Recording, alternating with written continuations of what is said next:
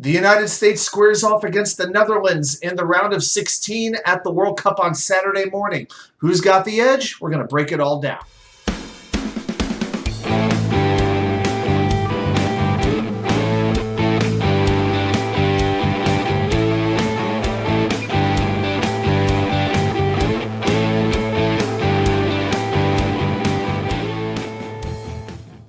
And welcome back to New York Sports WickerMedia. I'm WatsuK99. Thank you as always for taking the time to watch these videos. So it is 10 a.m. The United States takes on the Netherlands in the round of 16. The winner of that game will either get Argentina or Australia in the quarterfinals. So let's break these two teams down a little bit. First, we're going to talk about the Netherlands, laoranje. And no, I'm not talking about Rusty Staub, the baseball great and chef connoisseur, God rest his soul. That's La Grande Orange. This is laoranje. So the Netherlands has a pretty rich World Cup history, finishing runner-up 3 times and third back in 2014. They have actually gone 18 matches without a loss. Now, they won Group A, a pretty weak Group A, with 2 wins, no losses, and 1 draw in their 3 games. But they didn't win it in a dominant fashion. Okay, they were outshot over those 3 games, 35-25. Now, I'm just going to get into one stat here, one group of stats, just to give you an idea. So, Netherlands was credited with 2.3 expected goals. There's a whole metric with what the actual goals are versus what, scoring chances in hockey is basically what we're talking about. So, Netherlands had 2.3 expected goals. Their opponents had a combined 2.7 goals scored. And their fans are criticizing them. The media is criticizing them for playing very lackluster, very tactical, downright boring, as a matter of fact. I know a lot of people are going to say, well, isn't that part of soccer anyway? No, but they're actually playing like a little bit more boring than normal. They're actually not being aggressive whatsoever. Just being very keen on when they take advantage of the other team, but they're not an attacking team like the United States is. A couple of players to talk about. Some of these names are Dutch. If I mispronounce them, sorry. Goalkeeper Andries Noppert is 6'8". He's the tallest player in the World Cup. He made his international debut in the opening game against the Senegal, and he has been the goalkeeper for all 3 games and recorded 2 shutouts in those 3 games, aka clean sheets.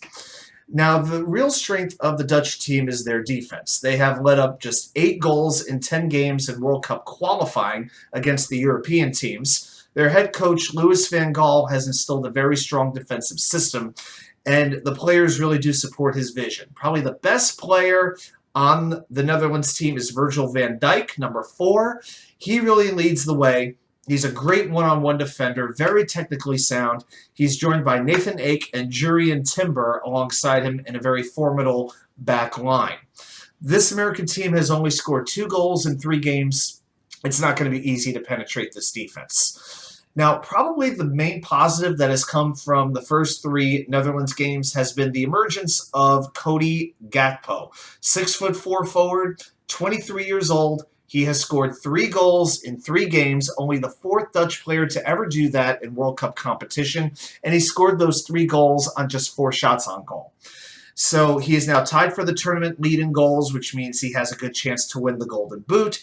The main key with him is you can't let him power drive towards the net. So in hockey terms, you don't want to let Alex Ovechkin drive to the net or Chris Kreider to drive to the net.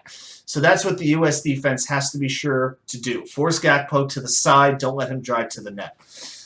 As far as the midfield goes, that's probably the big weakness of the Dutch team. Frenkie de Jong is pretty good, but the rest of that group is pretty slow, and they struggle when they're pressured, and that is where the United States can have an advantage. So the USA has been running relentlessly in these 3 games with their MMA midfield. Weston McKennie, Yunus Musah, and their captor Tyler Adams, the MMA combination. Plus, they've got 2 fullbacks in Sergiño Dest, who, by the way, is born in the Netherlands. So he is not very well liked by the Netherlands because he decided to play with the United States over the country he was born in. So it'll be interesting to see how Dest plays.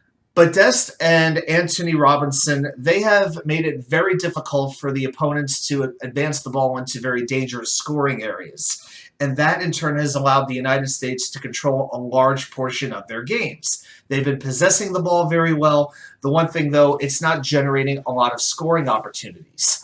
And you know what? If the U.S. midfield and defense could limit England's Jude Bellingham and Mason Mount, they'll be able to control most of these midfields for the rest of the tournament, and Netherlands is no exception.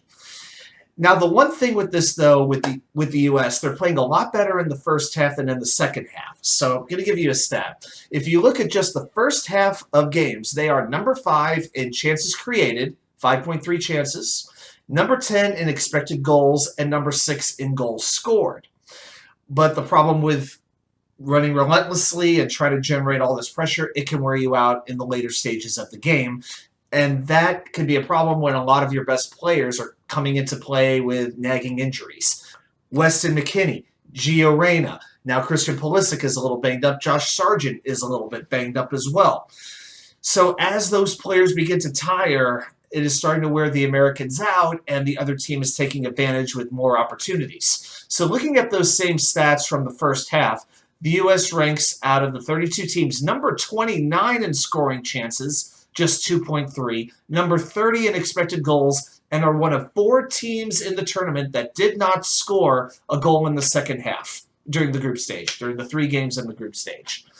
So, and the funny thing is, the Americans were really the better team in all 3 of those games, and they were still only able to score 2 goals. So it's pretty hard to imagine the U.S. having a lot of scoring success against a very stingy Netherlands defense. They may have to play a kind of similar style that they did to England, where they're not overly aggressive, but they have to counter. But here's the thing, they better strike early. Like maybe not the first 45 minutes, but I would say the first 60 minutes, because that's when the U.S. tends to start substituting new players in. I'd say probably the biggest question is the health of the USA forwards, particularly Pulisic, who will play, and Josh Sargent, who has an ankle injury. I've said this in the last soccer video that I did. I would like to see Reyna come on and try to generate some offense. He has very special attacking skills, goal-creating ability that no other American player has outside of Pulisic, and it might be needed against this defense.